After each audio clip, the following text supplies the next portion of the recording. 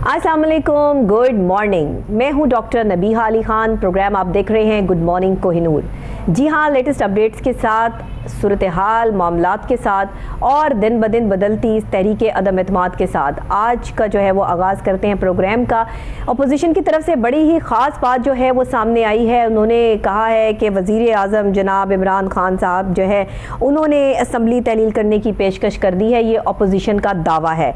ज़राए के मुताबिक ये भी पता चला है कि अपोजिशन रहनुमाओं में इनने इंकशाफ भी किया है कि मौजूदा सूरत हाल में इमरान खान ने महफूज रास्ता मांग लिया है। अच्छा जी, ये सूरत हाल जो है वो सब चल रही है और चल रही थी कि उसके बाद जो है वो वज़ीर आज़म इमरान खान जनाब ने जो है वो ख़िताब भी किया और पूरी कौम ने वो ख़िताब जो है सुना भी। उन्होंने बज़ाहिर उस ख़त के हवाले से जो उनको आया है जिसमें धमकी अमेज़ ख़त जिसको जो है वो कहा जा रहा है अगर तहरीक अदम एतमाद कामयाब नहीं होती है और ये वज़ीर आज़म रहते हैं इमरान खान साहब, तो फिर उसके बाद भी इनको जो है वो बड़े गहरे और ख़तरनाक नताइज भुगतने पड़ सकते हैं। अब ये ख़त कहाँ से आया, ये आप वज़ीर आज़म जनाब इमरान खान साहब ने पहले तो अमेरिका का नाम ले दिया और फिर उन्होंने कहा कि नहीं, ऐसा नहीं हुआ, बल्कि ये ख़त जो है वो किसी और मुल्क से आया है। और उससे पहले अमेरिका अपना मौक़िफ़ भी जो है वो दे चुका है कि ख़त हमने नहीं लिखा या हमारी तरफ से जो है वो नहीं आया।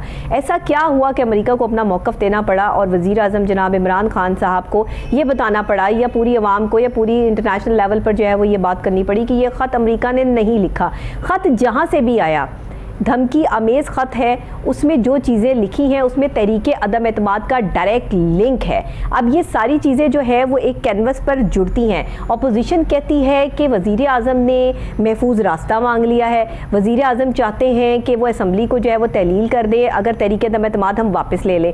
फिर एक तरफ अपोजिशन कहती है कि वज़ीर आज़म अपना आसान रास्ता अपनाएं और मुस्ताफ़ी हो जाएं, इस्तीफ़ा दे दें। अगर अपोजिशन के पास नंबर ऑफ़ गेम कंप्लीट हैं, 172 से भी ज़्यादा हो चुके हैं, 172 से भी ज़्यादा हैं, तो फिर ये सब बातें करने का मकसद क्या बनता है? ये बहुत सारे ऐसे सवालात हैं जो मेरे जहन में भी हैं, अवाम के जहन में भी हैं और हम सब के जहन में हैं कि अगर अपोजिशन इतनी ही तगड़ी है और इस वक्त जो जरदारी साहब जो है वो बड़े पुरतपाक अंदाज से ये कह रहे हैं, मौलाना फजलुर रहमान भी जो है वो आपको ये कहते हुए नज़र आते हैं कि इनको चाहिए कि ये खुद ही चले जाएँ, इस्तीफ़ा दे दें। तो क्यों, किस लिए इस्तीफ़ा दें और किस वजह से जो है वो इस्तीफ़ा दें? क्या अगर आपके पास नंबर ऑफ़ गेम कंप्लीट है तो फिर तो इस्तीफ़ा देने या लेने की ज़रूरत ही नहीं है, फिर तो तहरीक अदम एतमाद जो है वो कामयाब ऑटोमेटिकली हो जाती है। मगर अभी तक ना हुकूमत की और ना ही अपोजिशन की स्ट्रैटेजीज़ जो है वो क्लियर हो रही हैं। ये समझ में ना आने वाली तो कैफियत है नहीं, क्योंकि सब ये जान चुके हैं कि अपोजिशन के पास नंबर पूरे हो चुके हैं।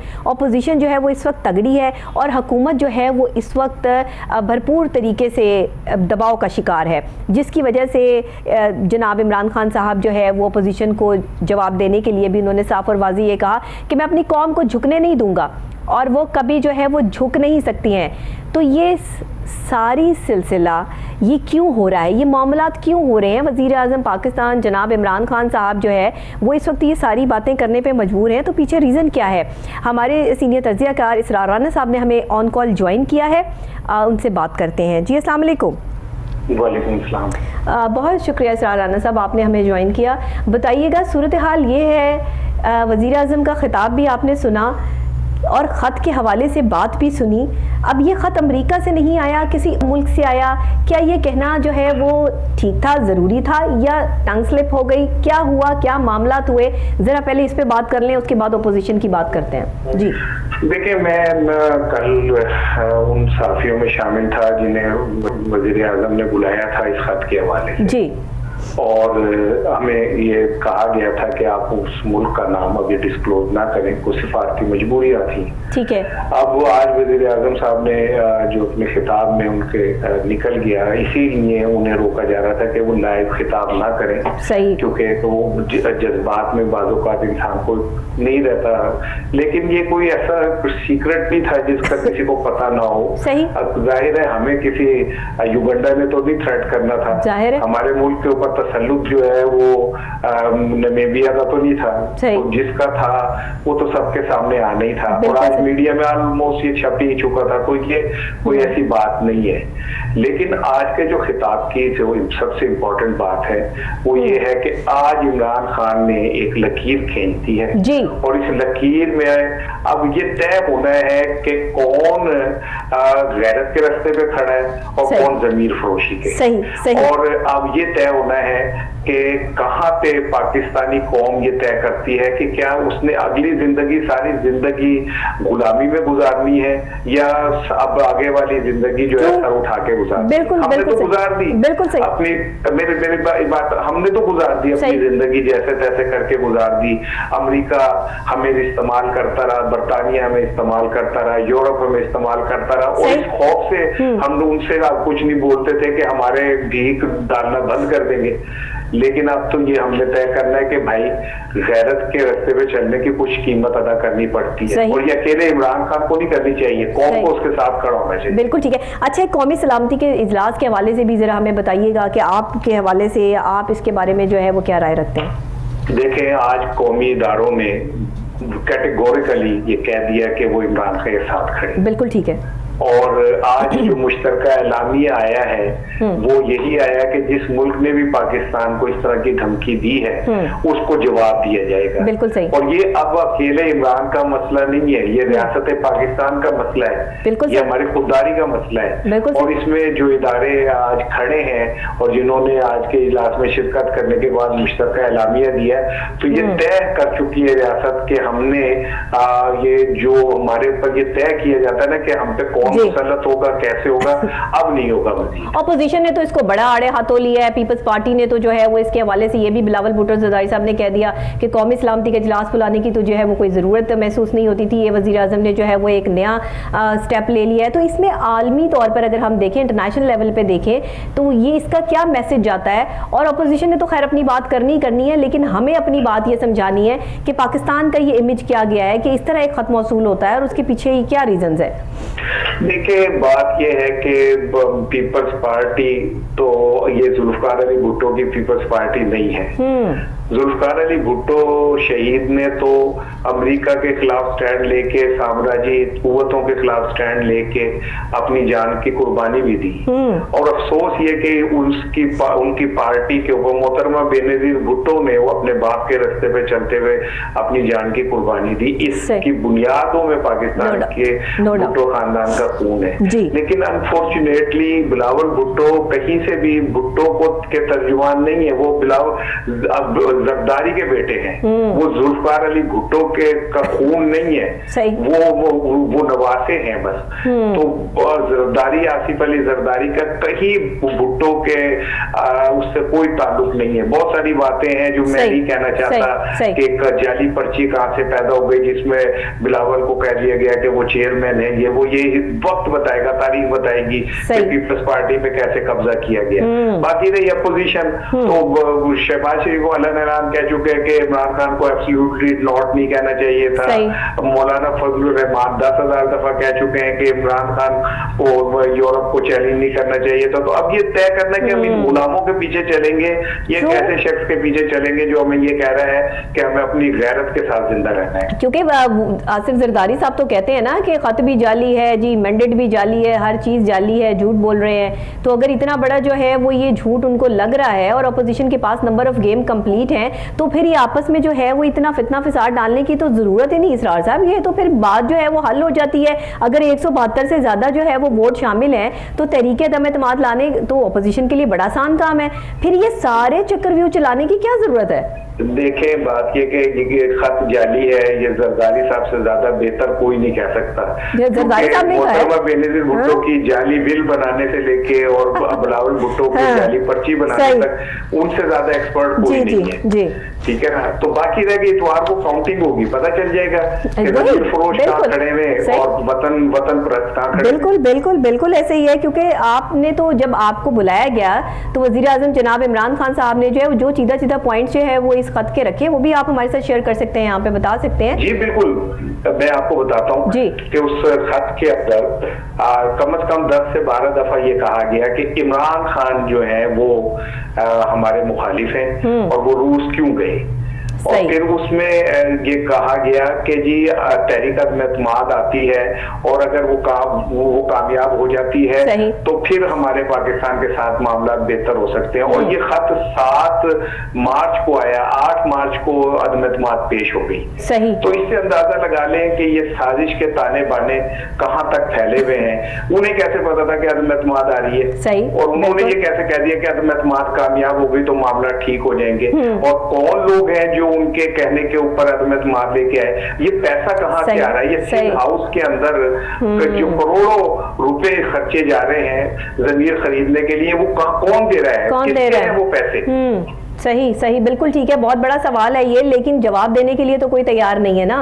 यहाँ तो जो है वो एक दूसरे पे लान तान जो है वो शुरू है। कोई बात नहीं है, वो जो जवाब देने पे तैयार नहीं है उनसे तारीख जवाब लेगी। बिल्कुल सही, उनसे वक्त जवाब लेगा। बिल्कुल सही। जब पाकिस्तान की हिस्ट्री लिखी जाएगी तो उसमें जवाब। अच्छा, कहते हैं कि वजीर आजम जो है वो खुद ही मुस्ताफे हो जाएं, वो इस्तीफा दे दें, तो वो इस्तीफा क्यों दे दें? जब नंबर ऑफ गेम कंप्लीट है तो वही तरीके से अदम-ए-एतमाद को कामयाब बना लेना। देखिए बात यह है कि उन्हें चाहिए ना, वो ये कहते हैं कि वजीर आजम इमरान खान इस्तीफा दे दें और फौरी तौर पे आर्मी चीफ जो है ना सदर मुमलिकत मौलाना फजलुर रहमान को बना दें, वजीर आजम जो है वो शहबाज शरीफ को बना दें, और गवर्नर पंजाब जो है वो हमजा शहबाज को बना दें, और मरियम की तमाम वो खत्म करके मरियम को पाकिस्तान का ताहयात जो है वो वजीर खारजा टाइप बना दें, और नवाज शरीफ को तय कर देंगे ये पाकिस्तान के ताहयात सरपरस्त रहेंगे। ख्वाब देखने और ख्वाहिशें करने में क्या हर्ज है? जरदारी साहब तो जो है वो कॉल भी कर रहे हैं ना उनको कि जी वजीर आजम को बुला भी रहे हैं कि जी शहबाज शरीफ वजीर आजम है, वजीर खारजा भी जो है वो राना सनाउल्लाह साहब को जो है वो बना दिया उन्होंने। तो फिर ये तो सारी चीजें जो है सामने आ रही है। फिर आसिफा भुट्टो जरदारी साहिबा भी जो है वो इंतखाबात लड़ेंगी जी, ये भी जरदारी साहब की तरफ से जो है वो सामने आ गई बात। इस पे क्या बात करेंगे? इल्जाम है कि उसने मुल्क का बेड़ा गर्क किया 3.5 साल जी।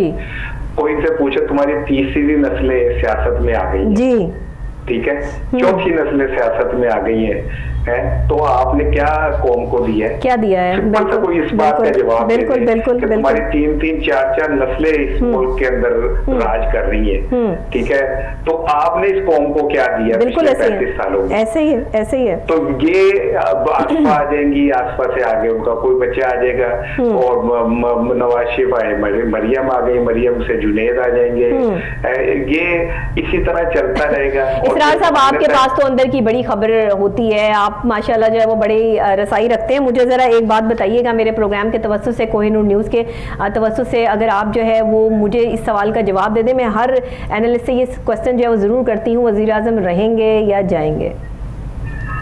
मुझे नहीं लगता कि वजीर आजम जाएंगे। मेरा मैं बस चीजों को कैलकुलेट करके कह रहा हूँ, ठीक है, और मुझे ये भी नहीं लगता कि अदम-ए-एतमाद के ऊपर काउंटिंग होगी, मुझे नहीं लगता। मुझे कुछ ऐसा लगता है कि उससे पहले ही कुछ होगा। अच्छा, आपको लगता है कि उससे पहले कोई ऐसी चीज आ जाएगी? असल में ये खौफ है वजीर आजम का कि जिसकी वजह से चारों तरफ से जो है वो इस वक्त आवाजें उठ रही हैं, खत आ रहे हैं, नेशनल इंटरनेशनल लेवल पे जो है वो एक हल्ला मचा हुआ है। खौफ है कोई? इमरान खान को क्या खौफ होना है? इमरान खान का खौफ है। हाँ, इमरान खान का खौफ है, इमरान फोबिया। मैं तो हैरान हूँ जी, मैं ये पूछना चाह रही हूँ जी, मैं यही पूछना चाह रही हूँ आपसे। जी, मैं कह रहा हूँ, मैं यही तो हैरान था कि इमरान फोबिया, ये तो समझ आता है नवाज शरीफ को है, जरदारी को है, मुझे नहीं पता था कि जो बाइडन को भी है। मैं तो हैरान हो गया कि मैं तो कहता हूँ नरेंद्र मोदी को फोबिया हो सकता है, जो बाइडन को भी इमरान फोबिया हो गया, यूरोपीय यूनियन को भी इमरान फोबिया हो गया, तो इससे अंदाजा कर ले इमरान खान का कद कितना बड़ा है। बिल्कुल ऐसा ही है कि जो इस्लामोफोबिया का जो है वो एक दिन मुकर्रर करवा लें, करारदाद पेश करे, ये छोटी बात नहीं है। OIC का इजलास जो है वो पाकिस्तान को मेजबानी का शर्फ हासिल हुआ, ये छोटी बात नहीं है। ये ही तो आलमी दुनिया में जो है वो एक तहलका मच चुका है इस वक्त के एक लीडर ऐसा मौजूद है जो मुसलमानों के हक के लिए खड़ा हो गया है, और हमेशा से वजीर आजम कहते हैं कि मैं अपनी कौम को झुकने नहीं दूंगा। तो अगर कोई लीडर ऐसा मौजूद है तो उसको वक्त तो देना चाहिए, और ये तरीके अदम एतमाद जो है वो इसका तो वैसे तो कोई बनता नहीं है। लेकिन चले, अब देखना ये कि अपोजिशन के पास अगर नंबर ऑफ गेम्स पूरे हैं तो 3 या 4 तारीख को जो है वो ये क्लियर हो जाएगी बात। जी बिल्कुल हो जाएगी। और मैं आपको एक दिलचस्प बात बताऊं कि जो इस्लामी वज़ीर ख़ारजा की कॉन्फ्रेंस हुई उसमें चीन की शिरकत ने ज्यादा परेशान किया इनको। अगर 1.5 अरब की मुसलमान आबादी और 2 अरब की चीन की आबादी एक प्लेटफॉर्म पे आ जाए तो हम दुनिया का 60% चले जाते हैं। तो ये खौफ भी उन लोगों को मौजूद है कि अगर ऐसा हो जाता है तो ये तो बहुत खतरनाक बात हो जाएगी। बिल्कुल सही। तो मैं ये समझता हूँ कि इमरान जुल्फिकार अली भुट्टो के बाद पाकिस्तान के पास एक अमानत है और हम वैसे बड़े खाइन लोग हैं अमानत में खयानत करने के, हमने जुल्फिकार अली भुट्टो की हिफाजत नहीं कर सके। सही, तो सही। ये अब वक्त है कौम के लिए कि इमरान की हिफाजत करें। एक आखिरी सवाल आपसे करूंगी कि पाकिस्तान तहरीक इंसाफ के चेयरमैन और हमारे वजीर आजम जनाब इमरान खान साहब ने जो है वो कौमी असम्बली में मुनहरिफ अरकान के खिलाफ सख्त कार्रवाई के हवाले से भी जो है वो कह दिया हुआ है, तो इस हवाले से आपकी क्या राय है? देखिए आगाज तो हो गया, अदालत में है और मैं ये तवक्को रखता हूँ अपने मौजूद जजेस साहिबान से, मैं उनका बड़ा एहतराम करता हूँ कि यहाँ पे एक ऐसा फैसला आना चाहिए जिससे हमेशा के लिए फ्लोर क्रॉसिंग जमीर फरोशी का रास्ता बंद हो जाए। बिल्कुल सही। और एक ऐसा फैसला आना चाहिए जिसके बाद ये तय हो जाए कि कोई शख्स पैसों के ऊपर कौमी मैंडेट को नहीं बेचेगा। बिल्कुल ठीक, बिल्कुल ठीक, बिल्कुल ठीक। इसरार राना साहब बहुत शुक्रिया, आपने हमें टेलीफोन लाइन पे ज्वाइन किया और बहैसियत एक सीनियर एनालिस्ट जो है वो आपने इसरार राना साहब की बात सुनी। उनका मौक़िफ़ यही है कि वज़ीर आज़म पाकिस्तान जनाब इमरान खान साहब जो है वो इस वक्त भारी मैंडेट से हैं और कोई उनको जो है वो हिला नहीं सकता है, लेकिन अपोजिशन के पास जो 172 से ज़्यादा अरकान जो है वो अगर शामिल है तो तहरीक अदम एतमाद ले आए, फिर इतना जो है वो बात करने की ज़रूरत ही महसूस नहीं होनी चाहिए या मामला जो है वो इस तरह के होने ही नहीं चाहिए कि सूरत हाल ये हो।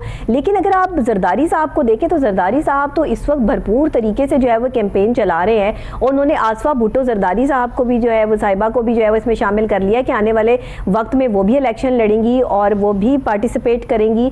तो क्या बगैर सियासी बसीरत के अगर आप किसी को ये मैंडेट दे रहे हैं या आप किसी को जो है वो इस लेवल पर लेकर आ रहे हैं सिर्फ मौरसी सियासत करने की बेस पे, तो क्या पाकिस्तान का शानदार मुस्तकबिल हम देख सकते हैं?